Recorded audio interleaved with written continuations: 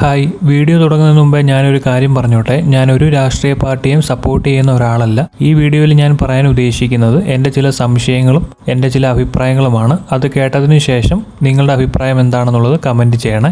എല്ലാവർക്കും അറിയാവുന്ന പോലെ തന്നെ 10 വർഷത്തെ LDFൻ്റെ ഭരണം അവസാനിച്ചിരിക്കുകയാണ്. ഏതായാലും ഒരു മാറ്റം അനിവാര്യമാണ്. ആ മാറ്റത്തിനു വേണ്ടി UDFനെ ജനങ്ങൾ അധികാരത്തിലേക്ക് കൊണ്ടുവന്നിരിക്കുകയാണ്. ഇതിലിപ്പം എൻ്റെ സംശയം എന്താണെന്ന് വെച്ചാൽ, UDF ഇപ്പോൾ ഇലക്ഷൻ പ്രചരണത്തിൻ്റെ ഭാഗമായി ഇന്ദിരാ ഗ്യാരണ്ടി എന്നൊരു പരിപാടി ആവിഷ്കരിച്ചിട്ടുണ്ട്.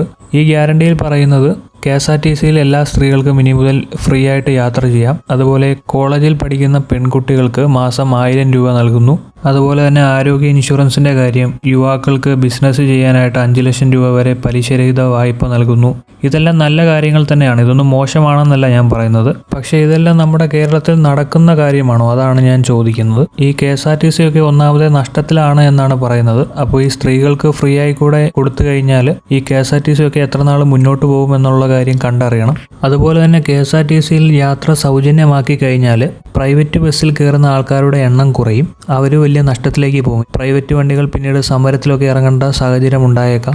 ഓക്കെ, അപ്പം തൽക്കാലം നമുക്ക് ഇതെല്ലാം സ്മൂത്തായി നടക്കുമെന്ന് തന്നെ വിചാരിക്കാം. പക്ഷേ ഇതിനെല്ലാമുള്ള ഫണ്ട് എവിടെ നിന്നാണ്? ഇതിനായി കേന്ദ്രത്തിൻ്റെ എന്തെങ്കിലും സപ്പോർട്ട് ഉണ്ടാകുമോ? അതോ ഇതിനെല്ലാമുള്ള ഫണ്ട് നമ്മുടെ ടാക്സിൽ നിന്ന് തന്നെയാണോ ഇനിയും എടുക്കാൻ പോകുന്നത്?